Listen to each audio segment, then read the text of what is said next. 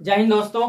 चलिए आज हम बात करेंगे मानव रक्त के बारे में। मानव रक्त जो है एक बहुत ही बड़ा इंपॉर्टेंट चैप्टर है, ठीक है। और मानव रक्त से बहुत सारे प्रश्न पूछे जाते हैं आपको परीक्षाओं में, ठीक है। तो मानव रक्त के बारे में आइए समझते हैं। रक्त, जिसे हम इंग्लिश में ब्लड भी कहते हैं। देखिए, रक्त एक तरल संयोजी उत्तक है। रक्त क्या है? एक तरल संयोजी उत्तक है, ठीक है। रक्त तरल संयोजी उत्तक का मतलब हुआ कि यह तरल है। तरल मतलब समझते हैं ना, जो ठोस और द्रव के जो बीच का जो मीडिएटर वाला जो पदार्थ होता है, जो बीच का पदार्थ है, उसे हम तरल कहते हैं। यानी कि ना यह पूरी तरीका से द्रव होता है पानी की तरह, और ना ही यह ठोस होता है। यानी कि पानी से थोड़ा गाढ़ा होगा और ठोस से थोड़ा हल्का पतला होगा, ठीक है। तो यानी दोनों का कॉम्बिनेशन जो है ये क्या तरल है, ठीक है। तरल संयोजी उत्तक, संयोजी उत्तक का मतलब है कि यह जो है शरीर के अंदर जो है एक से अधिक कोशिकाओं को जो है जोड़ते हुए, या कहिए उत्तकों को जोड़ते हुए गुजरती है शरीर में, ठीक है। याद रखिएगा, इसीलिए इसे हम तरल संयोजी उत्तक कहते हैं। रक्त एक प्रकार की क्या है? तो उत्तक है, ठीक है। ध्यान रखिए क्या है? उत्तक है। क्योंकि उत्तक है, क्यों? क्योंकि यह जो है बहुत सारे कोशिकाओं से मिलकर के बना हुआ है, जैसे आरबीसी, डब्ल्यूबीसी, ठीक है ना, बहुत सारे कोशिकाओं से मिलकर बना हुआ है, इसलिए हम इसे उत्तक कहते हैं। तरल क्यों कहते हैं? क्योंकि यह ना ही ठोस है और ना ही पूरी तरीका से द्रव है, यह ठोस और द्रव के बीच का भाग है, इसलिए हम इसे तरल कहते हैं। संयोजी मतलब यह एक से अधिक कोशिकाओं को जोड़ते हुए आगे गुजरती है, इसीलिए इसे हम क्या कहते हैं? संयोजी कहते हैं। तो समझ गए होंगे कि रक्त एक तरल संयोजी उत्तक है। यह एक क्षारीय विलयन, अगर इसे अम्ल, क्षार और लवण के रूप में अगर देखा जाए तो यह क्षारीय प्रकृति के होते हैं, ठीक है। यानी कि अगर इसकी प्रकृति देखा जाए तो यह क्षारीय होती है, यानी क्षार का गुण इसमें होते हैं। जब देखिए आप रक्त को जो है ना, जब आप चाटिएगा जीभ पर, आपको कहीं कट छट जाता है, उसको जब चाट के अगर देखेंगे, बचपन में हम लोग बहुत ऐसे करते थे, अगर आप भी किए हैं, चाटेंगे उसे तो थोड़ा करवाहट फीलिंग होगा, ठीक है। ऐसा नहीं होगा कि आपको मीठा लगेगा या तीता या खट्टा, नहीं, आपको थोड़ा करवाहट फीलिंग होगा, यानी मीठा से थोड़ा सा करवाहट, यानी कम मीठा, करवाहट थोड़ा फीलिंग होगा, तो इसीलिए क्षारीय होता है। और जब क्षारीय है तो इसका पीएच मान 7 से अधिक होगा, लेकिन फिक्स है कि इसका पीएच मान 7.4 होता है। 7 से अधिक तो होगा ही, क्योंकि क्षारीय है, तो 7 से अधिक होगा, ठीक है। और 7.4 जो है इसका पीएच मान फिक्स है कि होता है, ठीक है। हालांकि हम आपको अम्ल, क्षार और लवण जो चैप्टर है, उस जो टॉपिक हम उसमें पढ़ाए थे, तो उसमें हम आपको बताए थे कि रक्त का पीएच मान 7.4 होता है। अगर उसमें आप वीडियो को नहीं देखें तो आप जाकर कुछ वीडियो को देखें, ठीक है। याद रखिएगा, उसमें आपको जो है पीएच मान क्या है और अम्ल, क्षार और लवण क्या है, इसके बारे में हम डिटेल से समझाए हैं उसमें, ठीक है। यहाँ पर फिलहाल के लिए समझिए कि रक्त का पीएच मान जो होता है वो 7.4 होता है, ठीक है। चलिए, रक्त शरीर के भार का लगभग 7% होता है। इसका अर्थ क्या हुआ? तो रक्त यानी जो आपके शरीर में जो ब्लड होता है, यानी खून जो होता है, वो आपके शरीर का लगभग 7% होता है। यानी कहने का अर्थ है, अगर किसी मनुष्य का जो है वजन जो है, अगर मान के चलिए 80 kg है, किसी मनुष्य का वजन जो है 80 kg है, तो उसे 8 7 56 यानी कि 5.6 लीटर खून होगा। अगर 70 kg है तो 7 7 49 यानी 4.9। तो औसतन ऐसा माना गया है कि, ठीक है ना, मानव शरीर का भार जो है जितना होगा उसका लगभग 7% जो है हमारे शरीर में खून होता है, ठीक है। ऐसा मत गलतफहमी में रहेगा हमारे शरीर में पूरा खून ही खून है, नहीं, सिर्फ 7%। हमारे शरीर के वजन का 7% होता है, ठीक है। एक वयस्क मनुष्य में औसतन जो है 5 से 6 लीटर रक्त होता है। इसका अर्थ क्या हुआ? तो अगर साधारणतः आप 100 मनुष्य का अगर औसतन आप जो है खून अगर जांचिएगा कि कितना लीटर उसके शरीर में खून है, तो 5 से 6 लीटर के बीच में ही आएंगे, ठीक है। 5 से 6 लीटर के बीच में ही आएगा, ठीक है। ध्यान रखिएगा। अब ऐसा नहीं कि किसी में 5 लीटर होता है, किसी में 6 लीटर होता है, मतलब फिक्स नहीं है, ठीक है। किसी में 5 लीटर भी हो सकता है, किसी में 5 लीटर से कम भी होता है, किसी में 6 लीटर भी होता है, ठीक है। किसी में 5-6 लीटर से भी कम होता है। आइए, तो महिलाओं में 0.5 लीटर रक्त जो है कम होता है। इसका अर्थ क्या हुआ? तो देखिए, जो लेडीज होते हैं यानी महिला जो होते हैं, उसमें आधा लीटर खून जो है पुरुषों की अपेक्षा कम होता है। अगर पुरुष में 6 लीटर है तो महिला में 5.5 लीटर होगा, और पुरुष में 5.5 लीटर तो महिला 5 लीटर। क्यों? क्योंकि महिलाओं को तो आप जानते हैं ऐसे भी खून ज्यादा है ना, खून कम रहा तो इतना लड़ाई करती है, अगर ज्यादा रहे तो कितना लड़ाई करेगी, ठीक है। तो ध्यान रखिएगा, महिलाओं में 0.5 लीटर खून यानी आधा लीटर खून कम होता है, ठीक है। ध्यान रखिएगा। चलिए, रक्त में 2 प्रकार के पदार्थ पाए जाते हैं। देखिए, रक्त जो होता है वह जो है एक तरह से यौगिक है, ठीक है। ध्यान रखिएगा, रक्त एक प्रकार की यौगिक है, उसमें जो है 2 से अधिक पदार्थ मिले होते हैं। हालांकि हम रक्त को 2 प्रकार के पदार्थों में बांटते हैं, जिसमें एक को प्लाज्मा कहा जाता है और एक को रुधिराणु कहा जाता है। एक को प्लाज्मा और एक को रुधिराणु कहा जाता है। तो आइए हम बारी बारी से समझेंगे कि प्लाज्मा क्या है और रुधिराणु क्या है, ठीक है। तो प्लाज्मा के बारे में हम सबसे पहले समझेंगे। तो देखिए, प्लाज्मा जो होता है ना, यह रक्त का एक प्रकार का तरल भाग होता है, यानी तरल द्रव होता है जो अजीवित होता है, यानी जीवित नहीं होता है। इसमें जीव का गुण किसी प्रकार से जीवित नहीं रहते हैं, इसमें अजीवित यह तरल भाग है। कौन? प्लाज्मा, रक्त का। ध्यान रखिएगा, रक्त का लगभग 60% भाग प्लाज्मा ही होता है। अगर रक्त को आप 100 लीटर जो है मान लेते हैं, अगर रक्त आपका जो है 100%, अगर आप रक्त को मानते हैं 100%, तो इसमें 60% तो अकेले सिर्फ प्लाज्मा होगा, 60% अकेले क्या होगा प्लाज्मा, और बचे जो 40% है इसी में आपको हो जाएंगे आरबीसी, डब्ल्यूबीसी, ठीक है, प्लेटलेट्स वगैरह ये सब। ठीक है, आ रहा समझ में। तो अगर आपका 100 अगर प्रतिशत मान रहे हैं अगर आप रक्त को यानी खून को, तो उसमें 60% अकेले प्लाज्मा ही होती है और 40% में आरबीसी, डब्ल्यूबीसी, प्लेटलेट्स, रक्त विमाणु जो भी आप समझते हैं वो होता है। ठीक है, तो ध्यान रखिएगा। चलिए अब इसको देखिए आप, इसका अर्थ क्या हुआ देखिए। तो रक्त का लगभग 60% भाग प्लाज्मा होता है, लेकिन उस प्लाज्मा में भी आपको बहुत सारे भाग होते हैं, जिसमें 90% जो 60% भाग प्लाज्मा, ये तो पूरे रक्त का होगा 60%। अगर 100 आप रक्त को मार रहे हैं तो 60 उसमें प्लाज्मा हो गया। ठीक है, अब प्लाज्मा को आप 100 अगर मानते हैं तो उसमें 90% उसका तो सिर्फ जल होता है, क्योंकि प्लाज्मा के बारे में पहले ही समझे कि क्या है यह एक जो है करेंगे आपको तरल जो है तरल भाग है। ठीक है, तो प्लाज्मा में जो है 90% जल होता है, क्योंकि यह एक तरल भाग है। ठीक है, यानी कि द्रव की तरह। तो 90% जल होता है, 7% इसमें प्रोटीन होता है। ध्यान रखिए 0.9% जो है इसमें लवण होगा और 0.1% ग्लूकोज होता है। बाकी शेष जो है पदार्थ होते हैं वो बहुत ही कम मात्रा में होते हैं। तो ध्यान रखिए, कभी कभी आपसे प्रश्न, हालांकि इतना डीप में तो प्रश्न जाता नहीं, लेकिन आपसे ये प्रश्न तो पूछा जाता है कि रक्त का जो है प्लाज्मा कितना प्रतिशत भाग होता है, तो 60% भाग होता है। अगर ये भी पूछ दिया जाए कि प्लाज्मा में कितना प्रतिशत जल होता है, तो याद रखिए 90% अकेले इसमें सिर्फ जल होता है। ठीक है, याद रखिएगा। चलिए प्लाज्मा के सर काम क्या है, यानी हमारे रक्त में प्लाज्मा है उसका काम क्या है। तो देखिए प्लाज्मा का काम है रक्त में जो है पचे हुए भोजन, जो हमारे शरीर में पचे हुए भोजन है और जो हार्मोन है उसको शरीर के एक भाग से दूसरे भाग तक संवहन करना। ठीक है, संवहन का अर्थ होता है एक जगह से दूसरा जगह उस पदार्थ को ले जाना। ठीक है, तो हमारे शरीर में पचे हुए भोजन और जो हमारे हार्मोन है उसको एक स्थान से दूसरे स्थान तक ले जाने का काम जो है यही करता है, यानी प्लाज्मा करता है। ठीक है, और अगर आप प्लाज्मा में फाइब्रिनोजेन नामक जो है एक प्रोटीन होता है, एक प्रोटीन है, उसको अगर आप प्लाज्मा में हुई क्या फिक्स है मिला हुआ है, अगर उसको आप निकाल लेते हैं यानी उसको अलग कर देते हैं प्लाज्मा से, तो शेष जो प्लाज्मा बच जाएगा उसको आप सेरम कहते हैं। क्या कहते हैं? सेरम कहते हैं। जैसे कि आप देखिए ना, मान के चलिए कि आपको कोई चीज है, अगर उसमें अगर आप चीज मिला हुआ है और उसमें से अगर आप उसको निकाल लेते हैं तो क्या बच जाता है। जैसे कि आपको एक जल है, जल में अगर आप चीनी मिला दिए तो वो शरबत हो गया, लेकिन अगर उसमें से आप चीनी को निकाल लेते हैं तो क्या बच जाएगा? जल बच जाएगा और एक तरफ चीनी बच जाएगा। तो इसी कारण से अगर प्लाज्मा में फाइब्रिनोजेन नामक एक प्रोटीन मिला हुआ रहता है, ठीक है, पहले से, अगर उसको आप अलग कर लेते हैं यानी उसको छान लेते हैं यानी अलग उसको आप कर देते हैं, तो जो शेष बचेगा प्लाज्मा उसको हम सेरम कर देते हैं। तो उम्मीद करते हैं कि आप अच्छे ढंग से प्लाज्मा के बारे में समझ गए होंगे। ठीक है, अब प्लाज्मा, अब देखिए अब हम रक्त का दूसरा भाग जो रुधिराणु के बारे में समझते हैं। ठीक है, तो रुधिराणु आज हम आइए अब नेक्स्ट जो है हम रुधिराणु के बारे में समझते हैं। ठीक है, तो हम चलिए प्लाज्मा के बारे में समझ चुके हैं, रक्त के दो भाग थे प्लाज्मा और रुधिराणु। तो रुधिराणु के बारे में समझते हैं। देखिए रुधिराणु 3 भाग में बांटता है। रुधिराणु को हम लोग 3 कैटेगरी में बांटते हैं, यानी 3 भाग बांटते हैं। एक आरबीसी, दूसरा डब्ल्यूबीसी और तीसरा रक्त विमाणु। आरबीसी के बारे में आप सुने होंगे, बहुत बार आपसे पूछा जाता है कि आरबीसी का फुल नाम क्या है, तो आप बताइएगा। रेड ब्लड सेल्स है। ठीक है, शॉर्ट में इसे हम आरबीसी कहते हैं, हिंदी में इसे हम क्या कहेंगे? लाल रक्त कणिकाएं या लाल रक्त रुधिराणु या लाल रक्त कण भी कहेंगे। ठीक है, डब्ल्यूबीसी का पूरा नाम व्हाइट ब्लड सेल है, इसे हम हिंदी में कहेंगे श्वेत रक्त कण। व्हाइट का मतलब क्या होता है? उजला, यानी श्वेत भी हम लोग कहते हैं। ठीक है, तो श्वेत रक्त कण।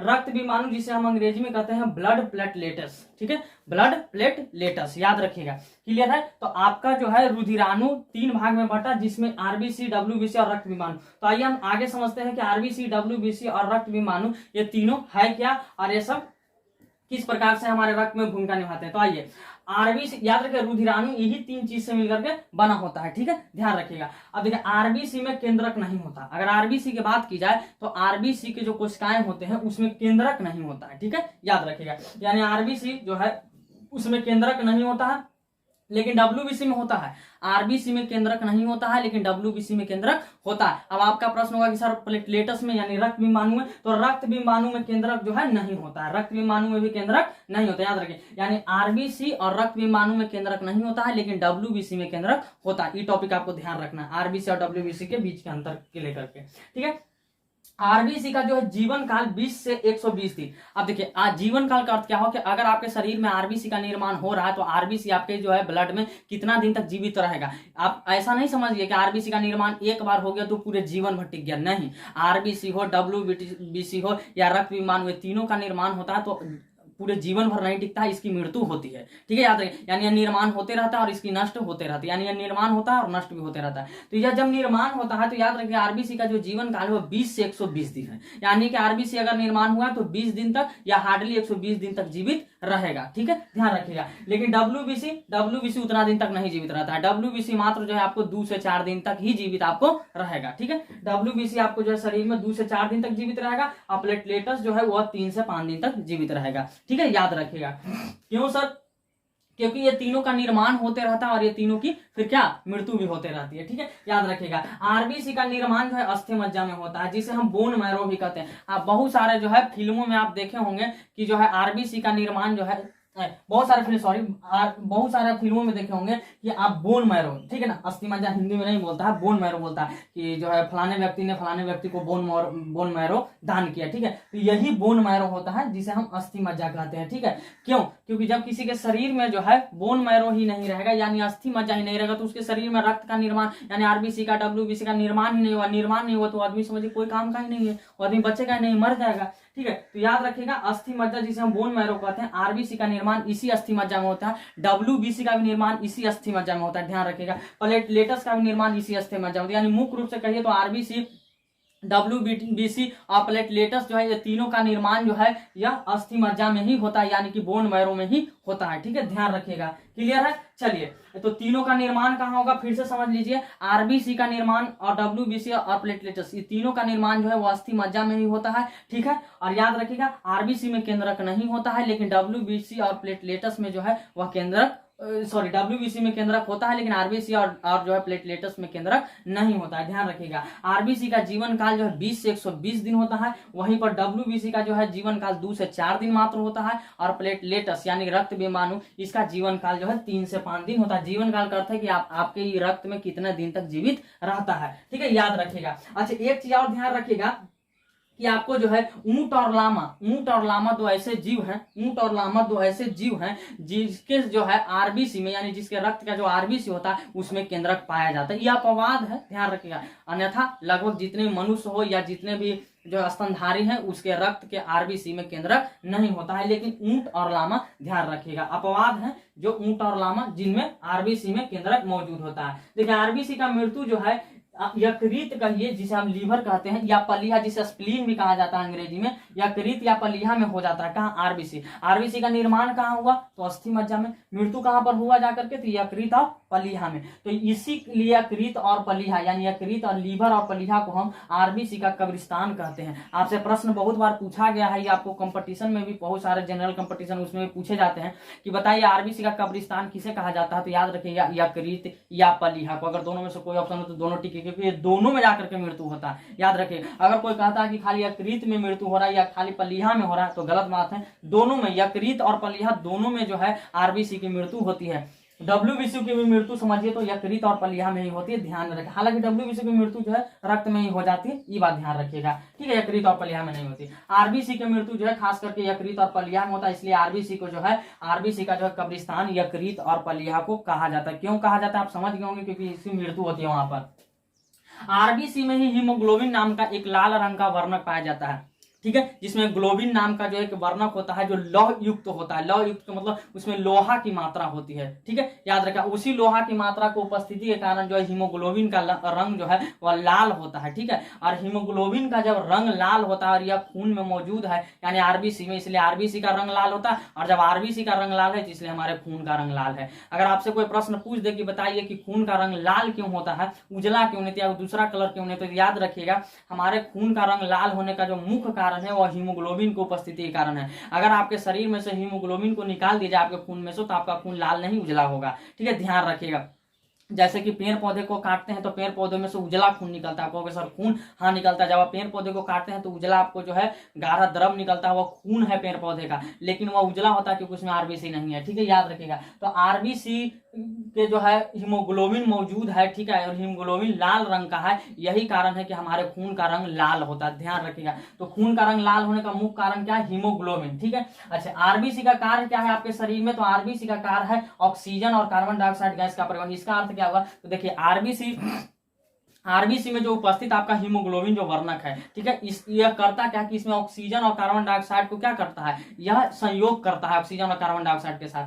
जब आप ऑक्सीजन गैस को ग्रहण करते हैं श्वास के रूप में, तो ये ऑक्सीजन गैस को क्या करता है, फेफड़े से आरबीसी में उपस्थित हीमोग्लोबिन अपने साथ जो है ऑक्सी हीमोग्लोबिन नामक यौगिक बनाते हैं और शरीर के प्रत्येक कोशिकाओं तक पहुंचाता है, ठीक है, जिससे क्या करता है, शरीर के कोशिका तक जब पहुंचता है तो शरीर जो है हीमोग्लोबिन से क्या करता है, ऑक्सीजन को लेता है और अपना काम करता है, ठीक है, उसका उपयोग करता है। लेकिन जब कोशिका अपना काम करने के बाद जब कार्बन डाइऑक्साइड गैस को रक्त में छोड़ देता है, ठीक है, कि भाई अब ले जाइए, अब शिष्ट हुआ, कचरा हुआ, नहीं बेकार हुआ, ठीक है, कार्बन डाइऑक्साइड, तो कार्बन डाइऑक्साइड को जब रक्त में छोड़ देता है तो फिर हीमोग्लोबिन रक्त में जब उपस्थित रहता है तो हीमोग्लोबिन क्या करता है, कार्बन डाइऑक्साइड गैस के साथ क्या करता है, संयोग करता है और कार्बोक्सी हीमोग्लोबिन नामक यौगिक बना करके जो है उसे क्या करता है, फेफड़ा तक लाता है और फेफड़ा के बाद हम लोग क्या करते हैं, उसे बाहर नाक के माध्यम से छोड़ देते हैं, ठीक है। तो आइए, तो यही काम क्या है आरबीसी का, आरबीसी का ही काम है, काम आरबीसी के अंदर करता कौन है, तो ये हीमोग्लोबिन करता है, ऑक्सीजन और कार्बन डाइऑक्साइड गैस को ढोने का काम करता है। एक तरह से ही सवारी गाड़ी है, ऑक्सीजन को बैठा करके ले गया कोशिका तक और वहां से फिर कार्बन डाइऑक्साइड को ढो करके लेके आया फेफड़ा तक, ठीक है। आइए, डब्ल्यूबीसी का कार्य क्या है, तो डब्ल्यूबीसी का कार्य जो आपको रोग चैप्टर में भी आपको बताया था थोड़ा शॉर्ट में कि डब्ल्यूबीसी का कार्य है हमारे शरीर में रोगों से संक्रमण, यानी रोग से होने वाले जो संक्रमण है हमें उसको से बचाना, डब्ल्यूबीसी का काम है।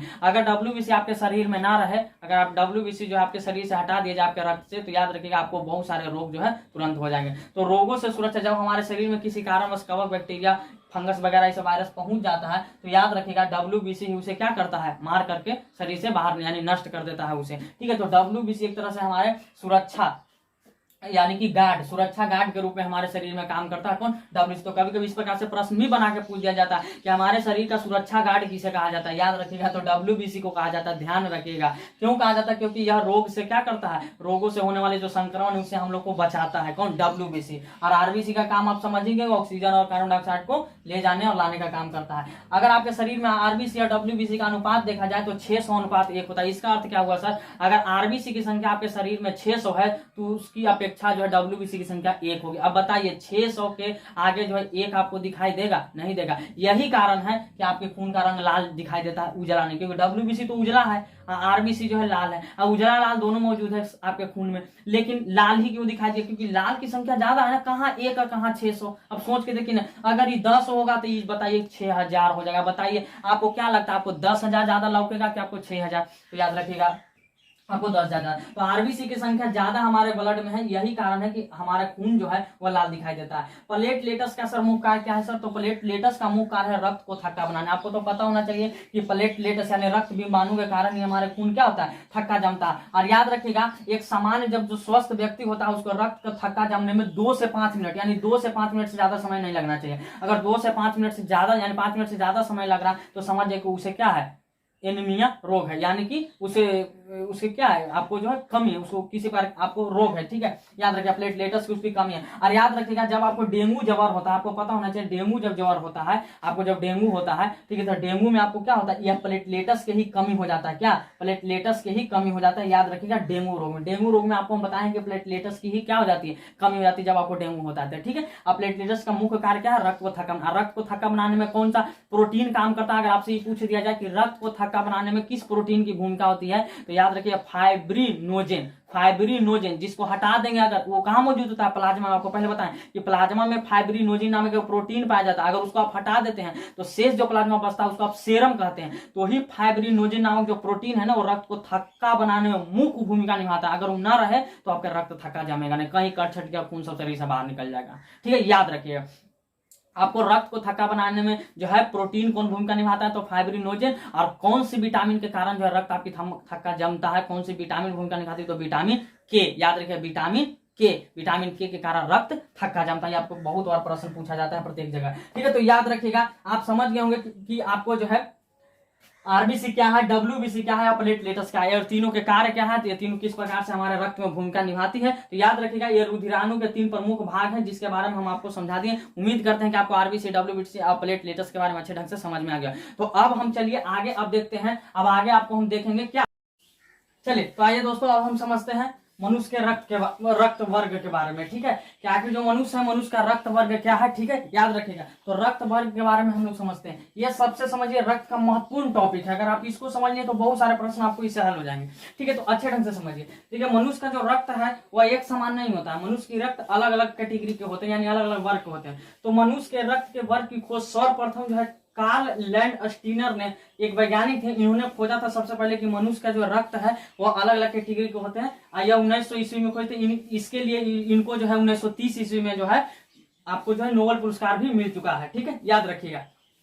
रक्त की भिन्नता का मुख्य कारण है आरबीसी में पाई जाने वाली ग्लाइकोप्रोटीन, जिसे आप एंटीजन भी कहते हैं, ठीक है, याद रखिए। आखिर जो रक्त है, रक्त का अलग अलग वर्ग क्यों पाया जाता है? अगर आदमी यह प्रश्न आपसे कोई पूछते कि बताइए रक्त का जो है अलग अलग वर्ग यानी अलग अलग कैटेगरी क्यों पाया जाता है, तो यह मेन कारण है आरबीसी। आरबीसी में जो पाया जाने वाला जो ग्लाइकोप्रोटीन नामक जो है ना, यानी ग्लाइको जो प्रोटीन है जिसको हम एंटीजन भी कहते हैं, इसी की उपस्थिति के कारण जो है रक्त का अलग अलग वर्ग यानी अलग अलग कैटेगरी होते हैं, ठीक है। तो एंटीजन भी दो प्रकार के होते हैं, एंटीजन ए और एंटीजन बी, याद रखिएगा। एंटीजन दो प्रकार के होते हैं, एक होता है एंटीजन अ यानी ए और एक होता है एंटीजन बी, ठीक है, याद रखिएगा। अब देखिए एंटीजन यानी कि एंटीजन के आधार पर जो है हम क्या कर सकते हैं, मनुष्य के रक्त को 4 भागों में बांट सकते हैं, ठीक है, जिसमें हम ए रुधिर वर्ग, बी, ए बी और ओ, यानी ये 4 कैटेगरी है आपको रक्त का। मनुष्य के रक्त के 4 कैटेगरी में बांटा गया है, यानी रक्त category A B, A B और ओ, ठीक है, ध्यान रखिएगा। एंटीजन के विपरीत प्रकार की भी एक प्रोटीन होती है जिसे हम एंटीबॉडी कहते हैं, ठीक है। एंटीजन के एक विपरीत प्रकार के यानी कि अपोजिट इसके एकदम कार्य करता है, उसका नाम है एंटीबॉडी। और एंटीबॉडी भी 2 प्रकार के होते हैं, जिसे हम एंटीबॉडी ए और एंटीबॉडी बी, याद रखिएगा। इसे हम कैपिटल से ए बी और ए बी और ओ से सूचित करते हैं। इसे स्मॉल ए और इसे स्मॉल बी, यानी स्मॉल जो है ए से सूचित करेंगे किसको, और ए स्मॉल ए और बी से सूचित किसे करेंगे हम, एंटीबॉडी को। और कैपिटल से जो है ए बी किसे सूचित करेंगे, एंटीजन को, ठीक है, ध्यान रखें। तो एंटीजन के एकदम विपरीत जो है नेचर का यानी विपरीत प्रकार की कौन करता है, एंटीबॉडी, ठीक है, विपरीत प्रकार की प्रोटीन है, याद रखिएगा। तो ये आपको एंटीजन के आधार पर जो है वर्ग 4 समूह में बांटा है, ए बी और ओ, जिसमें एंटीबॉडी भी 2 होते हैं, एंटीबॉडी ए होता है और एंटीबॉडी बी होता है। तो आइए समझते हैं कि एंटीजन आखिर और एंटीबॉडी क्या करता है और ये सब क्या है, ठीक है। तो देखिए एंटीजन ए और एंटीबॉडी ए ये दोनों कभी साथ नहीं रह सकता। क्यों सर? एंटीजन बी और एंटीबॉडी बी ये भी साथ नहीं रह सकता, क्यों? तो आइए हम समझते हैं। एंटीजन ए और एंटीबॉडी ए और एंटीजन बी और एंटीबॉडी बी अगर ये दोनों एक साथ या ये दोनों एक साथ अगर आपस में रह गए तो इससे होगा क्या कि रक्त ज्यादा चिपचिपा हो जाएगा। एक तो रक्त ऐसे भी चिपचिपा होता है, रक्त ज्यादा चिपचिपा हो जाएगा और ज्यादा जब रक्त चिपचिपा हो जाएगा तो रक्त बचेगा नहीं, रक्त नष्ट हो जाएगा। तो कभी भी आपके रक्त में जो है एंटीजन ए और इसके विपरीत जो है एंटीबॉडी ए ये दोनों साथ में नहीं रहेगा। अगर एंटीजन ए है तो उसके साथ में एंटीबॉडी बी रह सकता है लेकिन ए नहीं रह सकता। अगर एंटीजन बी है तो उसके साथ एंटीबॉडी बी नहीं रह सकता, एंटीबॉडी ए रह सकता है, ठीक है। तो याद रखिए एक दूसरे का एकदम अपोजिट, अगर एंटीजन ए है तो एंटीबॉडी बी रह सकता है, अगर एंटीजन बी है तो एंटीबॉडी ए रह सकता है, लेकिन एंटीजन ए और एंटीबॉडी ए साथ नहीं रह सकता। एंटीजन बी और एंटीबॉडी बी साथ नहीं रह सकता। क्यों नहीं रह सकता? तो आपको कारण हम बता दिए कि अगर दोनों साथ में रहेगा तो रक्त अधिक चिपचिपा हो जाएगा और रक्त अधिक चिपचिपा हो जाएगा तो रक्त फिर नष्ट हो जाएगा, ठीक है। तो याद रखिएगा। चलिए आइए अब समझते हैं कि रक्त का जो कैटेगरी है वो किस प्रकार से होता है। तो रुधिर वर्ग ए, अगर रुधिर वर्ग ए है तो एंटीजन जो है याद रखिए। अच्छा पहले आप एक बात समझिए, पहले एंटीजन जो है आरबीसी में मौजूद होते हैं और एंटीबॉडी प्लाज्मा में मौजूद होते हैं। ये बात ध्यान रखिएगा। आपसे अगर आपसे पूछा जाए कि एंटीजन कहां पर मौजूद होता है, आरबीसी में, और एंटीबॉडी प्लाज्मा में, ठीक है, ध्यान रखिएगा। तो रुधिर वर्ग यानी कि रक्त का वर्ग अगर ए है तो उसमें एंटीजन केवल ए रहेगा, ठीक है, एंटीजन केवल ए रहेगा। और जब एंटीजन केवल ए है तो एंटीबॉडी केवल बी रहेगा। ध्यान रखिएगा, एंटीबॉडी इसमें कभी भी ए नहीं रह सकता, केवल बी रहेगा। अगर रुधिर वर्ग बी है तो उसमें एंटीजन केवल बी रहेगा और एंटीबॉडी केवल ए रहेगा। ध्यान रखिएगा। अगर रुधिर वर्ग ए बी है तो इसमें एंटीजन ए और बी दोनों रहेगा और एंटीबॉडी जो है कोई नहीं रहेगा, ठीक है, ध्यान रखिएगा। अगर ए बी रहेगा तो एंटीजन ए और बी दोनों रहेगा लेकिन एंटीबॉडी कोई नहीं रहेगा। अगर रुधिर वर्ग ओ है तो इसमें एंटीजन कोई नहीं रहेगा, लेकिन एंटीबॉडी ए और बी दोनों रहेगा। ठीक है, तो आप समझ गए होंगे एंटीजन और एंटीबॉडी क्या है। तो एंटीजन आरबीसी में पाया जाने वाला है प्रोटीन, और एंटीबॉडी प्लाज्मा में पाया जाने वाला प्रोटीन। ये दोनों का नेचर एक दूसरे से उल्टा होता है, इसलिए दोनों एक दूसरे से अपोजिट मौजूद रहते हैं रक्त में। ठीक है, कैसे, जो आप इसको डाटा को आप याद कर लीजिएगा, समझ लीजिएगा अच्छे ढंग से। याद रखिए, रक्तदाता समूह जो है ग्रुप ए को कहते हैं, यानी ओ वर्ग के जो रक्त है उनको हम रक्तदाता समूह कहते हैं। क्यों कहते हैं? क्योंकि वो एक ऐसा वर्ग समूह है रक्त का जो क्या करता है, ए बी या ए बी सबको रक्तदान कर सकता है। अगर किसी मनुष्य का रक्त जो है वो है, ठीक है, वो समूह का है, तो वह किसी को भी रक्तदान कर सकता है, और इसी गुण के कारण इसे हम रक्तदाता समूह कहते हैं। ठीक है, क्लियर है। तो ये बहुत बार प्रश्न पूछा जाता है कि रक्तदाता समूह या सर्वदाता समूह किसे कहा जाता है, किसे कहा जाता है? तो रक्त ग्रुप ए ओ को। ठीक है, रक्तग्राही समूह ए बी को। ये ऐसा रक्त ग्रुप है ए बी जो किसी से भी रक्त ले सकता है। ठीक है, ए बी किसी से भी ले सकता है, इसलिए इसे रक्तग्राही, ग्राही मतलब ग्रहण करने वाला। ठीक है, या कहिए इसे हम सर्वग्राही समूह भी कहेंगे। ठीक है, तो क्यों कहेंगे? क्योंकि रक्तदाता समूह वो इसलिए है क्योंकि यह सबको रक्तदान कर सकता है, और ए बी जो है रक्तग्राही इसलिए क्योंकि ये सबसे रक्त ले सकता है। आइए, कुछ आरएच फैक्टर है जिसके कारण यह पता चलता है, यह अनुमान लगाया जाता है कि अगर किसी के माता में ओ और पिता में भी ओ है तो उसके बच्चे में कौन सा रक्त समूह होने की संभावना है, तो ओ समूह होने की संभावना है, यानी कि उसमें ए बी या ए बी रक्त नहीं हो सकता। अगर किसी के माता ओ है और पिता में भी ओ ग्रुप का जो है रक्त है, तो उसके बच्चे में 100% चांस है कि ओ समूह ही आएगा, यानी ए बी और ए बी नहीं आएगा। अगर किसी के माता में ओ है, पिता में ए है, तो अब उसके बच्चे में क्या होगा, तो ओ भी हो सकता है या ए भी हो सकता है। इसमें हो कौन नहीं सकता सर? तो ए बी नहीं हो सकता और बी नहीं हो सकता, यानी ए बी और बी ये दो रक्त समूह है, इसमें होने की संभावना नहीं है। अब देखिए तीसरा, अगर माता में ओ समूह है और पिता में बी समूह है, तो उसके बच्चे में क्या होंगे, ओ या बी, ये दोनों में से कोई हो सकता है। लेकिन कौन नहीं हो सकता है? तो ए नहीं हो सकता है और ए बी नहीं हो सकता है। अगर किसी के माता में ओ है, पिता में ए बी है, तो याद रखिएगा उसके बच्चे में कौन हो सकते हैं, ए या बी, लेकिन हो कौन नहीं सकता सर? तो ओ और ए भी नहीं हो सकता है, ध्यान रखिएगा। क्लियर है? चलिए, अगर किसी के माता और पिता में अगर बी और बी रहे, तो सर उसके बच्चे में क्या हो सकते हैं? तो उसके बच्चे में बी हो सकता है, ओ हो सकता है, लेकिन ए नहीं हो सकता और ए बी नहीं हो सकता। अगर किसी के माता में और पिता में बी और ए बी है, यानी कि माता में बी और पिता में ए बी है, तो उसके बच्चे में क्या हो सकता है सर? उसके बच्चे में ए हो सकता है, बी हो सकता है, ए बी हो सकता है, लेकिन ओ नहीं हो सकता। अगर किसी के माता में ए बी है, पिता में भी ए बी है, तो सर उसके बच्चे में क्या होगा? तो उसके बच्चे में ए हो सकता है, बी हो सकता है, ए बी हो सकता है, लेकिन ओ नहीं हो सकता। अगर सर किसी के माता में ए है, पिता में भी ए है, तो उसके बच्चे में क्या होगा सर? तो ए हो सकता है, ओ हो सकता है, बी नहीं हो सकता, ए बी नहीं हो सकता। अगर किसी के सर माता में ए है, पिता में बी है, तो उसके बच्चे में क्या हो सकता है सर? उसके बच्चे में चारों चीज हो सकता है, ओ भी, ए भी, बी भी और ए बी भी। कौन नहीं हो सकता सर? तीन में से कोई नहीं, यानी कि चारों में से कोई भी हो सकता है। ठीक है, ए अगर किसी के माता में ए है, पिता में ए भी है, तो उसके बच्चे में क्या हो सकते हैं सर? तो ए हो सकता है, बी हो सकता है, ए भी हो सकता है, लेकिन ओ नहीं हो सकता है। ठीक है, तो हम उम्मीद करते हैं अगर आपको हम थोड़ा तेजी में बोल रहे होंगे, अगर आपको समझ में नहीं आएगा तो वीडियो को रिपीट करिएगा, बैक कर करके रिवर्स देखिएगा तो आपको समझ में आ जाएगा, क्योंकि एक ही बोली को बार बार जब देखिएगा तो आपको समझ में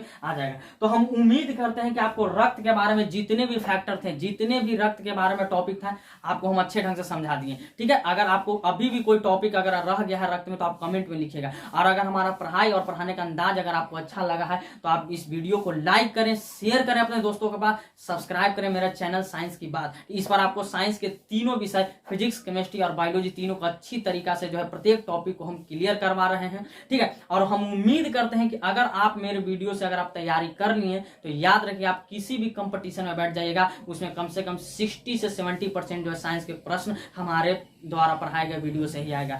उम्मीद करते हैं कि आपको अच्छे ढंग से समझ में आ गया, और याद रखिए जब भी आप पढ़ने के लिए बैठे अपने साथ कॉपी और कलम को बैठे लेकर के, ताकि आप नोट करें कुछ इंपॉर्टेंट टॉपिक को, हमारे द्वारा बोली गई इंपॉर्टेंट बोली को। ठीक है, तो याद रखिएगा दोस्तों, उम्मीद करते हैं कि आपको रक्त अच्छे से समझ में आ गया। अगला जो चैप्टर है आपको किस पर चाहिए, अगला टॉपिक, तो आप उसको कमेंट में लिखें। आज के लिए इतना ही, जय हिंद।